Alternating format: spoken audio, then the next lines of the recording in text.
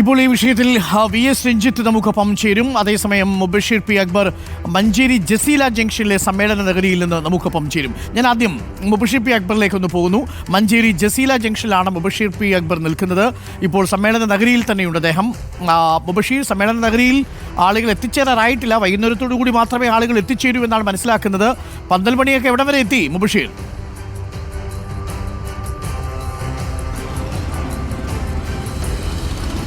വളരെ ദ്രുതഗതിയിൽ പുരോഗമിക്കുന്നുണ്ട്. സജീവമായ ഒരുക്കങ്ങൾ തന്നെയാണ് ഇവിടെ നടത്തിക്കൊണ്ടിരിക്കുന്നത്. 10,000-ലധികം ആളുകൾക്ക് വേണ്ടിയുള്ള കസേരകളൊക്കെ തന്നെ സജ്ജമാക്കി കഴിഞ്ഞു. ഞാനിപ്പോൾ നിൽക്കുന്ന അൻവറിൻ്റെ പരിപാടി നടക്കാൻ പോകുന്ന, രാഷ്ട്രീയ പാർട്ടിയുടെ പ്രഖ്യാപനം നടക്കാൻ പോകുന്ന മഞ്ചേരി ജസീല ജംഗ്ഷനിലെ വേദിക്ക് പുറത്താണ്. വേദിക്ക് പുറത്തും കൗതുകം നിലനിൽക്കുന്നുണ്ട് അരുൺകുമാർ. ദൃശ്യങ്ങൾ നമുക്ക് കാണാം.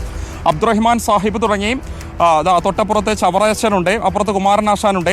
ആ വിധത്തിൽ മതരാഷ്ട്രീയ സാമൂഹ്യ സാംസ്കാരിക മേഖലകളിലെ വ്യക്തികൾ, പ്രമുഖരുടെ ചിത്രങ്ങളൊക്കെ തന്നെ പതിപ്പിച്ച പോസ്റ്ററുകൾ ഈ പുറത്ത് സ്ഥാപിച്ചിട്ടുണ്ട്. ശിരൂരിലെ മണ്ണിടിച്ചിൽ മരിച്ച അർജുനെ കാണാൻ സാധിക്കും. തൊട്ടപ്പുറത്ത് മനാഫുണ്ട്. ഇപ്പുറത്ത് വക്കം അബ്ദുൽ ഖാദർ മൗലവി, സ്വദേശാഭിമാനി രാമകൃഷ്ണപിള്ള, AKG ഉൾപ്പെടെയുള്ള കമ്മ്യൂണിസ്റ്റ് നേതാക്കളുണ്ട്. വേദിയിലേക്ക് വരുന്ന സമയത്ത് നമ്മുടെ ഷഫീഖറുള്ള എന്ന് പ്ലാൻ ചെയ്താൽ കാണാം ഒരുപാട് കസേരകൾ ഇവിടെ സജ്ജമാക്കിയിട്ടുണ്ട്. ഒരു പക്ഷേ ചന്തക്കുന്നിനേതിൽ വ്യത്യസ്തമായി വലിയൊരു മേഖലയാണിത്. ഒരു വലിയൊരു അളവിൽ ആളുകളെ ഇവിടെ ഉൾക്കൊള്ളാൻ കഴിയുന്ന രീതിയിലുള്ള കപ്പാസിറ്റി തന്നെ ഇവിടെ ഉണ്ട് എന്നുള്ളതാണ്. വലിയ വേദിയാണ്. വിശദീകരണ യോഗവും നയപ്രഖ്യാപനവും എന്ന ബാനർ ഓൾറെഡി അവിടെ സ്ഥാപിച്ചു കഴിഞ്ഞു. തൊട്ടപ്പുറത്ത് നേരത്തെ അൻവറിൻ്റെ രാഷ്ട്രീയ രൂപം എന്ന് അദ്ദേഹം പറയുന്ന ഡെമോക്രാറ്റിക് മൂവ്മെൻറ്റ് ഓഫ് കേരള എന്ന് പറയുന്ന ആ രാഷ്ട്രീയ രൂപത്തിൻ്റെ പേരും അതിൻ്റെ ഒരു ലോഗോയും നമുക്ക് കാണാൻ സാധിക്കുമെന്നുള്ളതാണ്. വലിയ പങ്കാളിത്തം സ്വാഭാവികമായും പ്രതീക്ഷിക്കുന്നുണ്ട് എന്നുള്ളതാണ്. നേരത്തെ ആ ചന്തക്കുന്നിൽ കൃത്യമായൊരു സൂചന PV അൻവർ നൽകിയിരുന്നു. 6000-ലധികം ആളുകളെ പങ്കെടുപ്പിച്ചുകൊണ്ട് തന്നെ അൻവർ കൃത്യമായൊരു രാഷ്ട്രീയ സൂചന നൽകിയിരുന്നു. തൻ്റെ രാഷ്ട്രീയ രൂപം എങ്ങനെയായിരിക്കും, അത് ആർക്ക് വേണ്ടിയായിരിക്കും എന്നാൽ നേരത്തെ അദ്ദേഹത്തോട് സംസാരിച്ചപ്പോൾ ഇത് കേവലം നിലമ്പൂർ നിയോജക മണ്ഡലത്തിൽ ഒതുങ്ങി നിൽക്കുന്ന പാർട്ടിയാകില്ല, പ്രവർത്തനമാകില്ല എന്നുള്ള അദ്ദേഹം പറയുന്നുണ്ട്. കേരളത്തിലുടനീളം സാധാരണക്കാരുടെ ഇപ്പോൾ പലതരത്തിലുള്ള വിഷയങ്ങളുണ്ട്. അതൊക്കെ തന്നെ ഉന്നയിക്കുന്ന ഒരു രാഷ്ട്രീയ രൂപമായിരിക്കും.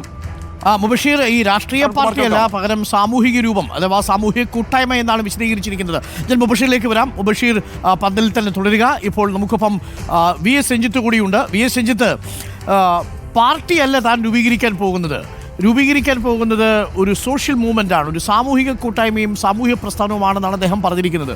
അത് കൂറുമാറ്റ നിരോധന നിയമപ്രകാരം അയോഗ്യത കൽപ്പിക്കപ്പെടാതിരിക്കാനുള്ള ഒരു തന്ത്രം എന്ന നിലയിലാണ് അദ്ദേഹം തന്നെ ഇത് വിശദീകരിക്കുന്നത്. കാരണം ഇടതു സ്വതന്ത്രനായി നിന്ന് ഒരു പാർട്ടി രൂപീകരിച്ചാൽ സ്വാഭാവികമായും കൂറുമാറ്റ നിരോധന നിയമപ്രകാരം അദ്ദേഹത്തിന് അയോഗ്യത വരും എന്നുള്ളത് അദ്ദേഹത്തിന് വ്യക്തമായിട്ട് അറിയാവുന്നതുമാണ്. പക്ഷേ ഇങ്ങനെയൊരു സാമൂഹികമായിട്ടുള്ള മൂവ്മെൻറ്റ് രൂപീകരിച്ച് തിരഞ്ഞെടുപ്പ് അടുക്കുമ്പോഴേക്കെങ്കിലും അത് പാർട്ടിയായിട്ട് മാറ്റേണ്ടി വരില്ലേ, പ്രത്യേകിച്ച് തദ്ദേശ തിരഞ്ഞെടുപ്പ് പടിവാതിൽക്കൽ നിൽക്കുമ്പോൾ? VS രഞ്ജിത്ത്.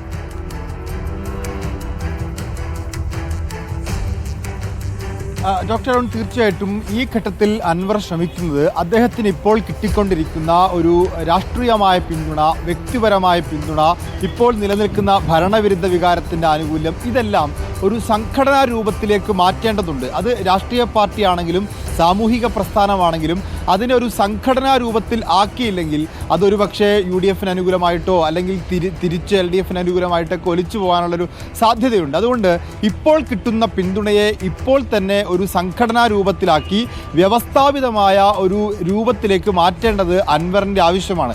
അതിലേറ്റവും പ്രധാനപ്പെട്ടതാണ് വരാനിരിക്കുന്ന ഉപതെരഞ്ഞെടുപ്പുകൾ. അതൊരു പക്ഷേ അൻവർ ഈ ചേലക്കരയിലോ പാലക്കാട്ടോ ഒന്നും വലിയ ശക്തിയല്ലെങ്കിലും വയനാട് ലോക്സഭാ മണ്ഡലത്തിലെങ്കിലും അൻവറിൻ്റേതായിട്ടുള്ള ശക്തി കാണിക്കാൻ വേണ്ടി സാധിക്കും.